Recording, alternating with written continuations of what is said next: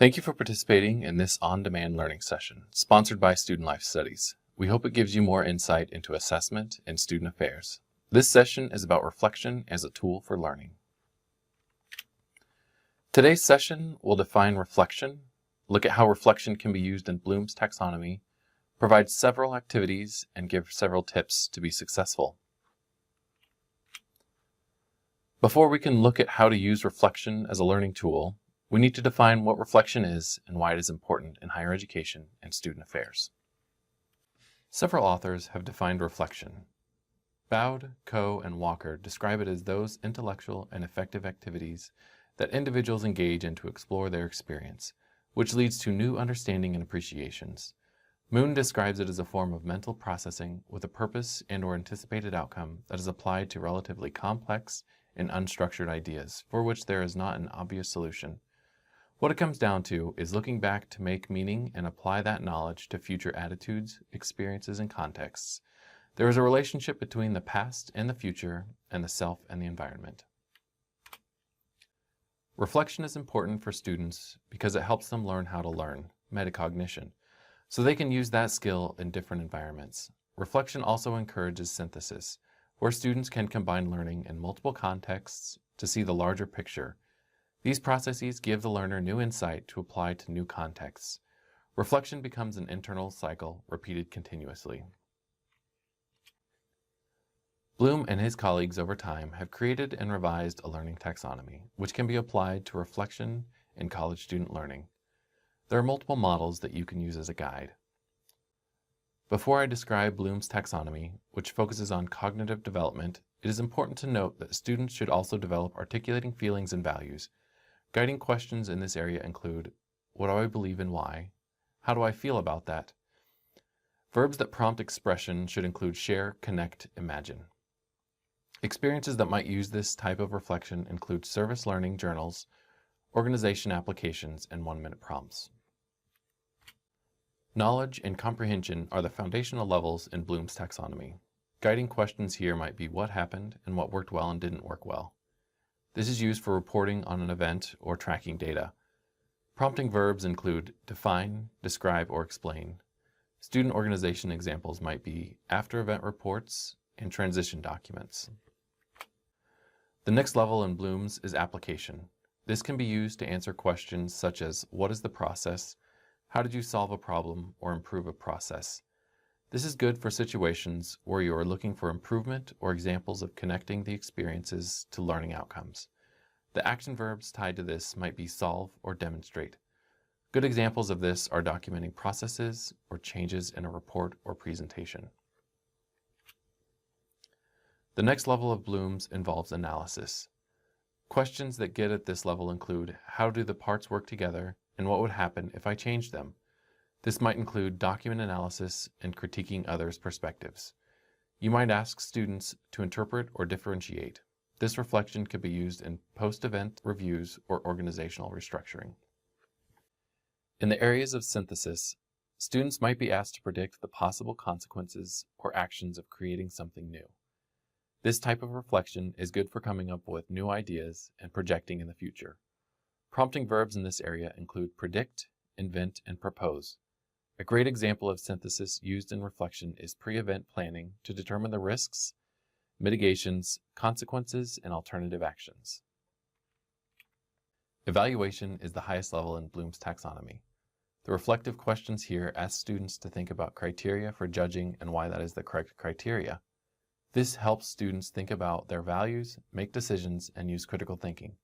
Prompting verbs include assess, recommend, criticize, and determine. Students use this in selecting student leaders or members, completing performance evaluations on themselves or their peers. When you are planning reflection activities, don't think they have to be complex or time-consuming. They should match the time and effort of the experience. Here are several examples that you can incorporate into your work. The what, so what, now what exercise lets students describe an experience, the what, their actions, observations, etc.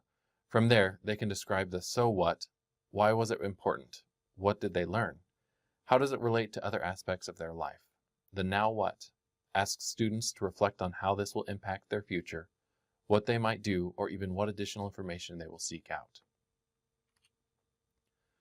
The preflection-reflection exercise helps students think before and after an experience. Before the experience, students might address verbally or in writing what they hope to learn, what some of their challenges might be, the cause of things that go well or poorly, and their preparation. The reflection after the experience could assess their learning, overcoming challenges, what went well or not, and what they might do differently. This exercise is good for service learning experiences or ropes courses. The 1-minute paper is a convenient, quick method to gather data. Students get a note card and respond to 1 or 2 key questions in about a minute. This can capture what students learned, how they will apply the information, or where they are confused or want more information. Journals are a deeper, more time-consuming reflection activity. Students make entries over time using either predetermined prompts or free writing about their experiences. For example, you could have a prompt before the experience that makes students think about what they might struggle with. During the trip, students could describe what they are learning about the issue or the people they are working with. After the experience, students could reflect on how they have changed and/or what they're going to do in the future. Almost everyone carries a camera with them today in their phone or other device. Students take pictures and post them to social media. To capitalize on this naturally occurring behavior, you can ask students to take a picture that answers a certain prompt. Then students can explain why that particular picture answered the question. The questions could be about where they feel included and/or excluded, what student success looks like to them, what exemplifies a particular construct, such as leadership or something else that is relevant. The quality of the picture is not the point. It is the reflection and explanation that students contribute about the picture that makes the activity meaningful. Exit interviews are a prime opportunity for students to reflect on multiple experiences over time. These one-on-one discussions can focus on learning from experiences, such as being a student leader. They can reflect on their learning, how they would describe it to an employer or graduate school interview, or what advice they would give to someone else just starting in their position. There are many possibilities for questions to discuss. Hopefully, the previous examples helped you frame reflection as learning and how you can incorporate it into your experiences.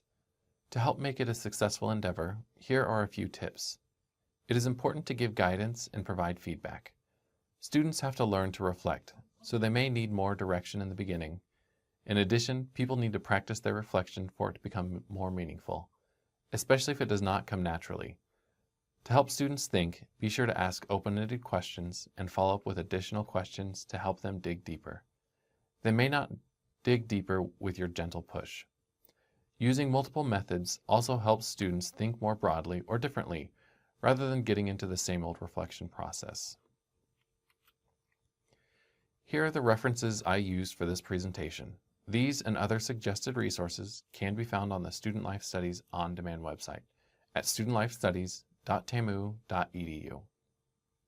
Thank you for participating in the Student Life Studies On Demand Learning Series. If you have any questions, please email us at sls@tamu.edu, call us at 979-862-5624, or come by 222 Coldest Building. We'd be happy to help. Thanks and gig 'em.